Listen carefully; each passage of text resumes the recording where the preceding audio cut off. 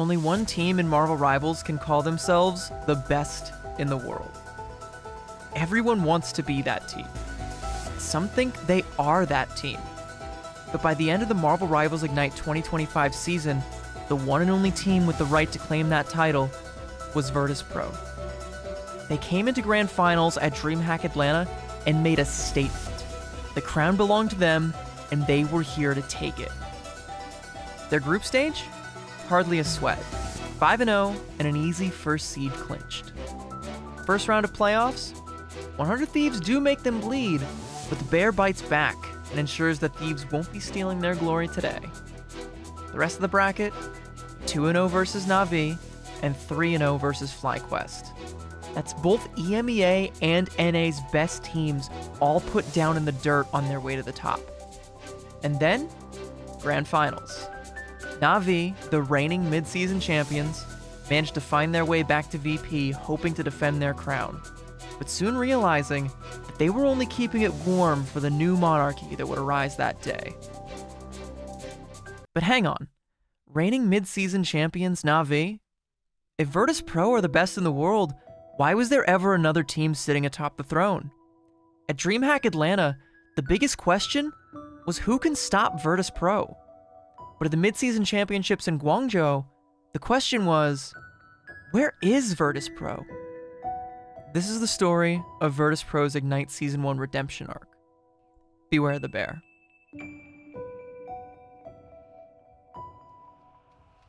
Before we tell the whole story, let's establish the main characters. Who are Virtus.pro? Their main roster is made up of Finzi, Nevix, Sparker, Phi, Dreamhack, and Saipe. If you're like me, and you also know a thing or two about professional Overwatch, all 6 of these names should ring a bell. Finzi and Nevix were both names from the inaugural season of the Overwatch League back in 2018, with Finzi having stints on both the LA Valiant and the Paris Eternal. And Nevix being known for his time with the San Francisco Shock in Seasons 1 and 2, latter of which they won. Phi was a longtime mainstay in Overwatch EU contenders and notably represented Germany in the 2019 and 2023 Overwatch World Cup. I actually had the pleasure of casting him in 2023. Saipe is perhaps most well known for his time in OWCS 2024, playing with a team by the name of Aw Yeah, a team known for its very unorthodox playstyle. Dreamhack was one of the players brought in to rejuvenate a struggling Paris Eternal roster in 2021, and was instrumental in that team's turnaround from one of the worst performing teams in the West to a viable threat if you didn't take them seriously. And Sparker. Sparker was touted early on by many as a hit-scan DPS prodigy, one of the few Western up-and-comers who could stand up to even the Korean talent. Overwatch League had an age limit of 18, so when he turned 18, needless to say, he didn't disappoint. He was a standout player for the fan-favorite team, the London Spitfire, a team which, after the dissolution of the Overwatch League, would become known as We Spitfire. 10 out of 10 logo, by the way. Which would then be picked up by Space Station Gaming to compete in OWCS. And it was with SSG that he helped lead the team to 2 EMEA stage championships in the 2024 season. But make no mistake, Virtus.pro are not just Overwatch retirees. There's a strong mix of long-time grizzled veterans and younger, more dynamic talent, all of which have their share of accolades. Some of them were even standouts in Overwatch's 6v6 era, so when they arrived on the scene for the next big 6v6 hero shooter, it was clear they were not just here to take part. They were here to take over. Season 0 of Marvel Rivals kicks off, and a team by the name of Team Cats comes together for a Marvel Rivals Championships, with a very familiar roster. When the playoff bracket for the top 16 becomes clear, they run through the top of the bracket without dropping a single map. Now, oftentimes in nature, cats don't simply become bears, but this team was not natural. So before Season 1, they get signed by Virtus.pro.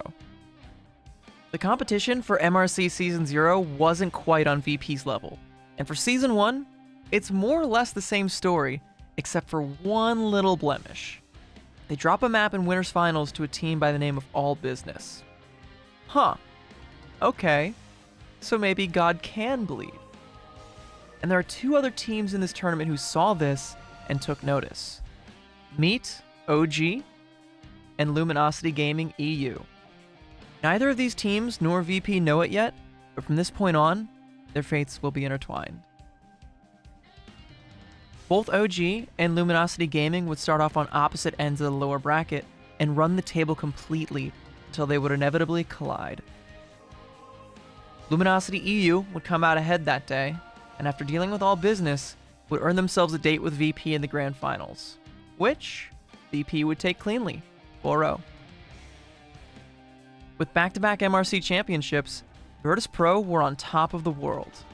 With the emergence of the inaugural season of Marvel Rivals Ignite on the horizon, there would soon be a new world to conquer. As the clear kings of EMEA, they'd be among those to get a free pass to Stage 1.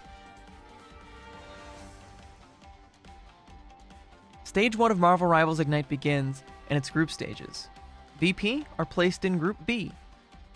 First round of group stages and VP look strong, easy 2-0. And in the second round they look, hang on, it's a 2-0, but it's not Virtus.pro with the win. A team by the name of Rad EU put VP down to the lower bracket. Luckily, VP are able to come back and clinch first seed after getting their lick back, but not before being shown, for the first time, to be vulnerable. Maybe God doesn't just bleed, maybe he can be beaten. And who was it that exposed this vulnerability? Rad EU, the team formerly known as Luminosity Gaming EU. This would become the first major villain in VP's story. After licking their wounds, Virtus.pro would go on to the playoffs with victory in their sights, but it's in these playoffs that they would meet the second major villain. Meet Brr Brr Patapim, the second seed from Group A. Now, if that roster looks familiar as well, it's because it is. That's the team formerly known as OG, but now with the addition of Polly and Pokey. This incarnation was a lot more scrappy, a lot more unpredictable, and a lot more dangerous, as Virtus.pro would soon find out. VP would take map 1, but Brr Brr make it clear on map 2 that they're not going down easy. Virtus.pro would take map 3, but then fail to put Brr Brr Patapim down for good on map 4, taking us to a map 5. And Brr Brr Patapim would shock the world by winning map 5 and sending VP down to the lower bracket. They'd done the lower bracket run once before in groups, surely they could do it here too. They swiftly beat Team Peps, and they beat Zero Tenacity. Midseason Championships was now in their sights. Only the top 2 teams in EMEA would qualify, and Virtus.pro were 1 win away. But that 1 win would need to be against Brr Brr Patapim. We meet again. I'm not gonna break down the whole series here, but I'm serious, please go back and watch it. It's cinema, trust me. I will spoil some bits of it, and I will spoil the end of it, but do yourself a favor and go back and watch the whole thing. To say that every map was nail-bitingly close would be an understatement, as it's just 1 or 2 big plays at just the right moments that seal the deal for either side. Krakoa. Domination goes Brr Brr Patapim's way after a hero play from Tanuki. Midtown? Virtus.pro valiantly hold off Brr Brr at second, but then Brr Brr hold them off at first, and now VP are down 2-0. Halm Dajalia. Convergence feels like it's going to be echoes of Midtown, but this time VP will not be denied. They complete the cap, and they stay alive in the series. Back to Domination, this time on Hell's Heaven, and in the immortal words of Leg Day. Enzo, you look to the stars, you see Ursa Major, and here comes a roar as Virtus.pro demand respect and demand 5 maps! With a ticket to China hanging in the balance, Araco is where it would all be decided. Virtus.pro are first on the defensive, and they give Brr Brr Patapim absolutely nothing for free. Sparker is on fire, and every Kraken impact he uses is heard round the world. But Brr Brr cling to life, and in overtime, they're able to cap through second. On to third, and as overtime ticks over once more, Brr Brr seemingly have the momentum to complete the full cap, but Sparker, once again, draws a line in the sand and simply says, no, not today. On Virtus.pro's attack, their mission is clear. do what you did on Hall of Dajalia. Run it back, match Patapim's progress, and book your flight. Right away, they set a good pace through first. 2 minutes in the time bank turns to 4.5. But Brr Brr Patapim are hungry, and they are willing to fight for their meal. And one fight in particular would see the lion's share of that time bank drained down to scraps. But off another hero play from Sparker, VP pushed through to third. Towards the back, it's a good stun onto Fincy, coming from the top. Sparker with the iframe dodges. This guy is simply insane! 2 fights to go. And the first, they win for pennies on the dollar. All they invest is a psionic seduction from Finzy, and the job is done. And since they're able to get out of it so cheaply, the next fight might as well be free. 5 ults to 1. At this point, VP don't just have China in their sights, they can smell it. They can taste it. It's right in front of them, and all they have to do is reach out and grab it. But Pokey makes a play. He catches Fi alone on the high ground. He takes the Psylocke duel, and he wins it. And thus, their hand was slapped away. This is not the perfect fight. It's not what VP want, so they back away and wait for Fi to respawn. But in doing so, they gave Brr Brr Patapim time, and now all the ults they would need to stand their ground would come online. VP don't realize it yet, but their opportunity at the perfect fight had just come and went. They missed it. Even if the next fight would be a suboptimal one though, they would still have 40 seconds left to take it. But if backing away was mistake number 1, mistake number 2 would quickly reveal itself. They didn't clear Pokey off the high ground, and so as Fi comes out of spawn and attempts to go for that same flank once again, Pokey returns to the scene of the crime and gets away with murder once more.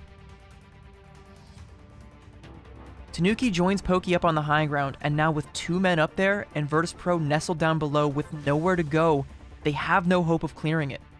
Fi, knowing he can't try to contest that space alone, will rejoin his team on the low ground, but as soon as he takes 1 step forward to join up with the front line, Pokey drops down behind him and takes out Saipe. Fi's deaths were acceptable losses, but Saipe's was not. Brr Brr Patapim had built up a competitive ult bank, and without the God of Mischief there was no way Virtus.pro could withstand what would come next. Everyone, and I mean everyone, pops their ultimates, and Virtus.pro would be cast away. Out of their ultimate here, Brr Brr Patapim might have found all that they needed! Virtus.pro at the last hurdle! Saipe isn't there! Brr Brr Patapim, they're going to China! It's off of the back of the Loki. Saipe gets picked before the fight. If the world was shocked before, this time, they were stunned.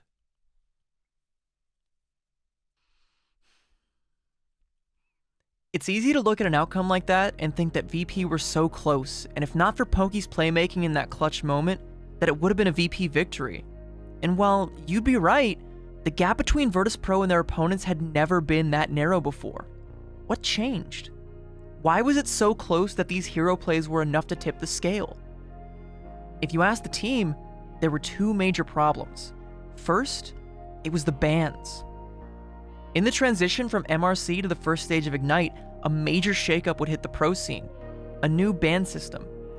In MRC's past, each team would be allowed 1 ban, 1 protect, and then a second ban. But in Ignite, there would be a seismic change. 4 bans and 2 protects per each team. But perhaps just as importantly, the bans would now be asymmetrical, meaning you could ban 1 hero and then also protect that same hero, allowing you to play it while your opponent could not. According to Fi, it was the first major tournament with a new ban system which is inherently more flippy and makes it easier for upsets to happen. But we also didn't understand it as quickly as Brr Brr Patapim, who's the only team we lost to in playoffs. More specifically, it was stupid we just didn't first ban Cap against them. By their own admission, Virtus.pro were slow to adapt to the new ban system. Up to this point, they were able to get by on raw skill, to which few could match up to them on an individual level, and no one could on a team level. When the new ban system came into play, you could create new win conditions and playstyles through smart bans. Brr Brr Patapim cracked the code first. We lost one group stage game to Rad, but we kind of figured them out after that loss. We were just clueless against Brr Brr Patapim somehow. And according to Dreamhack, we thought we just need to work harder as a team and adapt to the new ban system. The second problem? Inflexibility. Fi said the other issue was that they heavily relied on defensive fortified comps that don't leave a lot of room for proactivity. Watch that game back. The comps are all mostly Emma Mag comps with Sparker on Winter Soldier. And yeah, Fi is right here. These comps just aren't proactive, they're reactive. VP can't set the tempo, they can only hope to parry whatever comes their way. A hero that's great at being proactive, by the way? Captain America, which, like Fi stated earlier, VP just never banned. With Polly leading the charge, Brr Brr Patapim were in full control of the pacing and were one step ahead, seemingly the whole match. According to Saipe, I don't think many things changed. We just had a bit of a rough period during that tournament, which was super unfortunate, but everyone was ready to keep practicing and preparing for Stage 2 to get back on top. While it's easy for a team to take a loss like that and think that a major shakeup is needed, Virtus.pro stayed confident and motivated. They truly believed that they were still the best team in the world, but they found in that moment that they weren't invincible. There were weaknesses that needed to be addressed as a team.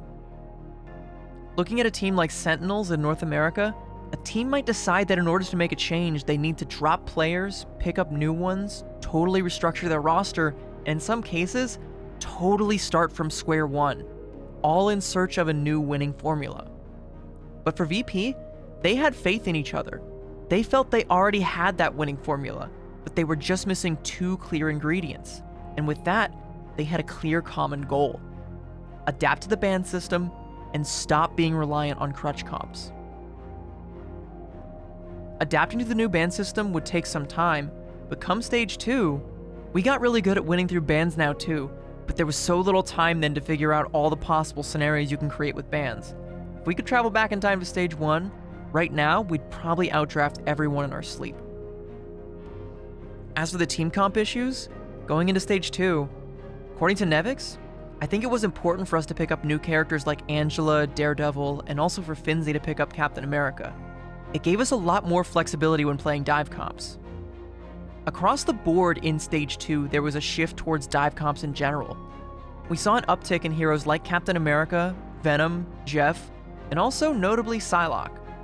And now with Finzi and NAVI expanding their hero pools, Virtus.pro would no longer be shackled to these defensive comps.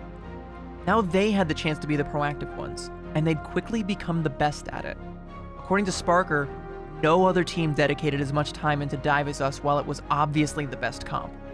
So while other teams all tried to find their missing piece in the form of a new player or a big roster shakeup, Virtus.pro stuck together and found the answer, together. Going into Midseason Championships, Brr Brr Patapim would be signed by Citadel Gaming. And sadly for them, they wouldn't be able to successfully carry on their momentum from qualifying, falling down to the lower bracket at the hands of Envy, and being eliminated completely by none other than Rad EU. And Rad EU would go on to win the whole thing, be crowned Midseason Champions, and shortly after, they'd be signed by NAVI. Stage 2 would begin with NAVI leading the charge and all eyes set on the grand finals at Dreamhack Atlanta. This time though, EMEA would get 3 slots, and of course, it was these same 3 teams who qualified. Just like I said, all their fates are intertwined. But this time, VP weren't going to settle for 3rd place even if it meant they'd still get to go. After being sent down to the lower bracket by Citadel Gaming and yet another 3-2 affair, they clapped back and put down NAVI and Citadel back-to-back to claim 1st seed out of EMEA. Which brings us back to the beginning of this video. It's Grand Finals. Virtus.pro versus NAVI in a best-of-7 series, with VP fighting to claim the crown that in their eyes was meant for them all along. Map 1, Hell's Heaven. VP protect Cap and ban Venom. Naturally, NAVI respond with a Venom ban of their own, but that comes in last. VP didn't bother to protect it. Why? Because they didn't need Venom. Finzi and Nevix had an Angela pick in the back pocket, so they could still play dive just the same. Trust me though, he's known for his Venom. And while he's by no means a one-trick, Navi's dive comps just don't hit the same if he can't lead the charge on a comfort pick. So Navi opt for a more defensive bunker composition with Groot and Emma. Not a proactive comp, but a reactive one. Sound familiar? VP though? Cap, Angela, Daredevil, Star-Lord. They've got all the tools necessary to create uncomfortable situations and force reactions out of Navi, and then decide if, when, and how to close out the fight. Nothing is on Navi's terms, ever. VP, through smart bans, had essentially forced Navi into making the same mistakes VP had against Brr Brr Patapim earlier that year, but now with the shoe on the other foot, they'd be rewarded with back-to-back 100-0s. Map 2, Spider Islands. After a performance like the last map, Navi know that map number 2 can't go down the same way, so they make an adjustment. Where last map they first protected Jeff, this go around, they'd protect Trust Me's Venom. VP say then, alright then, Shark Week is cancelled, and they ban the Jeff. It's worth noting that Trust Me's Venom and Fate's Jeff are both keys to Navi's success as a dive team, and at the time, both heroes were experiencing power spikes. VP's philosophy when it came to the ban phase was, you can have one, or you can have the other, but you can't have both. Hell's Heaven showed that Navi can't stop VP's dive comp with a simple counter dive comp, and Navi's dives are perfectly serviceable without the Jeff, so they prioritize the Venom, and as a result, Spider Islands is closer, but VP still walk away with a dub. Map 3, Hall of the Jalia. The ban phase for Map 3 is nearly identical to Spider Islands, but with one deviation. For the second Protect, Navi saves Star-Lord rather than Rocket, so VP ban Rocket. And since they had also gotten the Jeff ban, the screws tighten. Fate now has to play Invis with Croak on Luna Snow. This is a pretty strong backline, but it isn't a dive backline. And worse, it's not a proactive one. Navi are trending deeper and deeper into a defensive trap, and it becomes evident on their attack. VP force fights away from the point often, and make it difficult for Navi to take anything on their terms. And even though Navi do a fairly decent job of reacting, it becomes clear that they're not in control. They nearly cap first, but in overtime, Sparker gets an angle, and he snuffs out the last bit of momentum, denying the cap. Legend, that's one onto Crook. Make it 3 wide out Jew as he's walking them down. Sparker just popping off here and holds before point 1. In the second half, Rajaro ditches the Magneto and swaps to Captain America. He knows that Navi can't keep playing second in these fights. They have to go first. And on the defensive side, the Luna Invis backline can indeed handle it, much better than it could on the attack. But without BRB available, the healing becomes load-bearing. And when a Galactic Legend from Sparker catches Fate's split from Crook's ultimate, the dominoes all start to fall, and VP breeze their way to match point. Stall for a moment. Navi somehow still has bodies on. Nevix onto Fate. Level 1 Crook goes down, and that will do it for 3 consecutive maps. Map 4, Burn in T'Challa. Going down 3-0 and facing match point, Navi make a change. They hit the panic button and swap out Naga for Crysis. And this would totally change the calculus of the ban phase. Crysis is a hit scan specialist, absolutely disgusting on the aim heroes, and VP know this. Sightlines on Burn in T'Challa, especially on Stellar Spaceport, are very friendly to ranged hit scan. It's clear immediately what Navi are planning with this swap, and VP know they can't let it slide. So they let Navi proceed with the ban phase as normal until VP's last ban, Hela. A shot directly across the bow at Crysis, and with a smile and a shrug, he basically says challenge accepted. Enter Winter Soldier. Crook now with a pick, trying to get this point taken over, but it's already at 42% and climbing, and they're still going to maintain presence here in terms of VP on point. And this is so hard for Crysis to come in cold, but no, he is not. That means Rindru gets shut down. That's two in the fight for Crysis, and on the point, they're here. He gets the reset in the side, and Song Inferno comes in, but he comes back down to shut down Finzi, taking a 4K, and the rest of the team is on this point to clean everything up. Navi, maybe that's that spark they needed. That was an early Crysis now on a Finzi. Can they turn this again? That's a two-piece. Do I see a reset? I do. Crysis back-to-back is flying here with a Kraken impact. There, a good understanding of full distance commitment comes through from Crysis. Well, this one it does. Do I see two Crysis? Yes, I do. Built different here with this Kraken impact. An absolute monster on the Bucky is going to retake the point again. Well played, Navi. Sparker's the only one getting eliminations again, but here comes that Kraken impact. Finds one. The BRB also brings back his teammate. Can he find any more afterwards? Comes back to fall away. This could be the first win here and the takedown of VP on Dom, and maybe that shifts momentum, and then it is driven on the back of Crysis. It is done. What a play. As much fun as it would be to simply say, holy fucking shit, Crysis popped off, which he did, I gotta point out why he did. Since VP had to burn one of their bans on Hela, they couldn't ban Rocket. And with Fate back on the Rocket, BRBs and Sias were back on the menu. Meaning Trust Me and Rajaro could afford to be a lot more aggressive. For the first time all series, Navi got the true dive versus dive matchup that they wanted. And all Crysis had to do was pick an angle, point, and shoot. Map 5, Midtown. Navi have the hot hand right now with Crysis on the Winter Soldier. So finally on the board and going into map 5, they use their first protect on the Bucky. But this would prove to be a fatal mistake. VP see this and instantly ban Trust Me's Venom. Remember Hell's Heaven? Virtus.pro definitely did. But then they doubled down and ban out Captain America as well.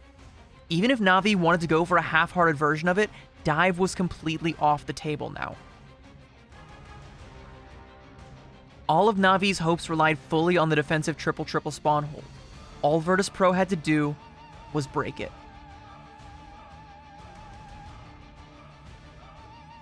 And the rest? We've played these games before. Loses his backline. Oh no, that's everybody. Crysis, Fate, Crook both fall. Wow. On Metacard, able to get so much damage on the Jerky and close it out versus Navi and shut down all of the rumors of a potential reverse sweep as VP cap out with 1:30 in the clock. In the final moments of the map, VP do exactly what they did all series long, but this time with a little added cruelty as an insurance policy. Navi looked to push the cart onto the second checkpoint with only a minute left. Finzi pops Freedom Charge, and VP, following his lead, pour out into Grand Central Station and immediately reclaim all of the space for their own. They strike deep into the backline and split them off from the rest of the team. With no one able to help Rajaro, he falls. Luckily for him, or unluckily rather, you'll see why, there's a BRB to res him. Before he can even open his eyes to see the light of day once again, his team is gone. It's just him, alone, behind enemy lines. And VP refused to put him out of his misery. They stagger him, keeping him on 1 HP the entire time. As Rajaro sheepishly tries to walk back to his team, Iron Curtains and Mag Bubbles just to keep himself alive, VP have perfectly manufactured their winning moment. The reinforcements from Navi come back into the fold, and it's an invisible boundary from level 1 Crook to try and save Rajaro's life. And with little ice arts from Dreedro, VP finish him off anyway. Jackpot. VP just forced a major resource out of Navi in a suboptimal part of the map, and with no more strategist ults and a no man's land between Navi and the cart, one last Galactic Legend from Sparker would seal the deal, and Virtus.pro would take back the crown that rightfully belonged to them. Awoken from hibernation, every battle, every heartbeat, every moment has all led to here. Etching their name in history, your new Grand Finals champions, Virtus.pro! Over the course of the Marvel Rivals Ignite 2025 season, Virtus.pro cemented themselves as the best team in the world. They knew it, the fans knew it, but for a short time, there was that hint of doubt. Missing out on the Midseason Championships hung over their head like a dark cloud. But they didn't let that stop them from proving themselves right and proving the doubters wrong. As of that moment, all doubt was silenced. there could be no denying that Virtus.pro were the real deal. Watching the series back, and in fact watching the whole event back, it's hard to pick a standout player from VP. Every single player stepped up in a big way. Each had their individual pop-off moments, and each was instrumental in Virtus.pro's success. Even still, Sparker would rightfully be awarded with the MVP, and I'll let the MVP's words take it from here. I was always confident in our matches, because mechanically, I know we are better. The only way we would lose is if we were to get draft gapped or pick the wrong open heroes. Lifting the trophy was like stress off my shoulders, because we could finally celebrate and rest. It was a good feeling.